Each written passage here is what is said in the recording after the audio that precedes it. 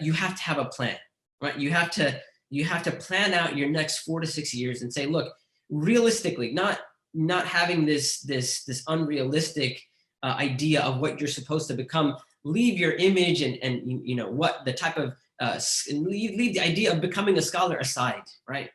You're not here to become a scholar. You're here to remove ignorance from yourself, to learn and to get close to Allah subhanahu wa ta'ala. So plan out for yourself how you're going to do that.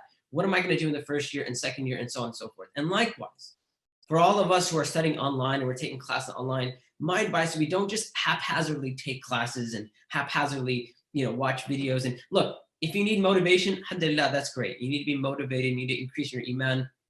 You need to listen to a particular speaker, a particular talk, or a YouTube reminder. Great, alhamdulillah. But when it comes to increasing your knowledge that will really and truly benefit you, then have a plan for yourself. And that is why one of the programs of AlMaghrib that I'm very excited, I've been excited about, and I fully support.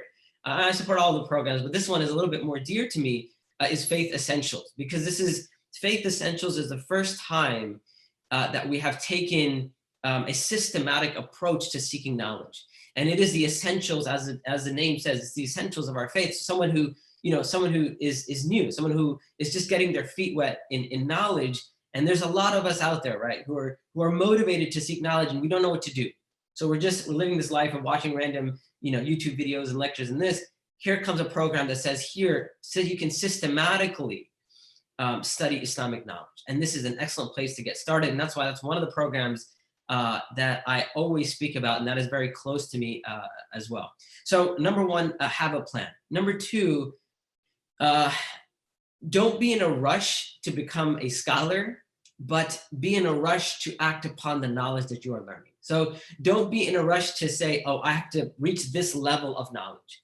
Rather, be in a rush to act upon the knowledge that you learn.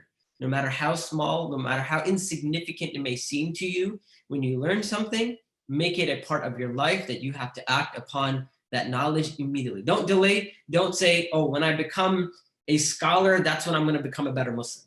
When I, have studied Islam for 4 years, and that's when I'm going to start doing this and do it. That's when I'm going to start praying Qiyamul Layl, right? When I become a scholar, because then I've reached a certain level of iman or whatever. No, right now, in this moment, whatever you're able to do, do.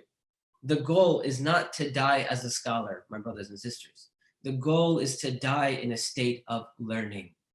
We tread a path of knowledge. You know, the hadith of the Prophet ﷺ, "Man salaka tariqan yaltamisu fihi ilma, sahhara Allahu bihi tariqan ila al-jannah." The person who treads a path in search of knowledge, that Allah will make their path to paradise easy.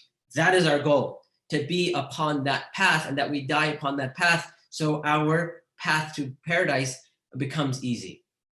That's number two. Number three, continually ask Allah subhanahu wa ta'ala, continually make dua to ask Allah to help you and increase you in knowledge, not just any knowledge, but beneficial knowledge.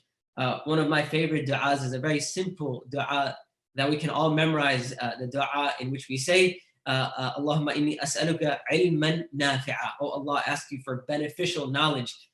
And there's a lot that can be said about beneficial knowledge, but one of the key characteristics of beneficial knowledge is knowledge that we act upon, knowledge that benefits us not only in this life, but also in the afterlife as well. So Allahumma inni as'aluka ilman nafi'a wa rizqan tayyiba wa amalan mutaqabbala. Allah, oh Allah, I ask you for beneficial knowledge. I ask you for pure, tayyib, good, halal sustenance. And I ask you for deeds that are accepted.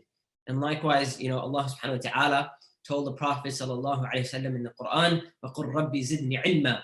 Say, my Lord, increase me in knowledge. And our scholars say that there's only one thing that Allah ordered the Prophet to ask for an increase of, and that is knowledge. So rely upon Allah subhanahu wa ta'ala to increase yourself in knowledge, and make this time period a time period where you can work on your nafs, and you can work on your soul, rather than recognition and titles and so on and so forth. And one of the benefits that I see, subhanAllah, of being stuck at home in quarantine is that we've had to go back to the basics. We've had to go back to the root of our knowledge, of really questioning ourselves and asking ourselves, why are we seeking knowledge? Is it for recognition? Is it for fame? Is it to become a scholar? Or is it really to gain closeness to Allah subhanahu wa ta'ala? So hopefully this is a period of time where we can look back and say, I did as much as I could do, in that time that I was stuck at home, and it jump-started something in me, but that was a time that I really began to seek knowledge in a way that benefited me in this life and the afterlife as well. And Allah subhanahu wa ta'ala knows best. Subhanakallahumma wa bihamdik. Ashhadu an la ilaha illa ant astaghfiruka wa atubu ilayk. Wassalamu alaikum wa rahmatullahi wa barakatuh.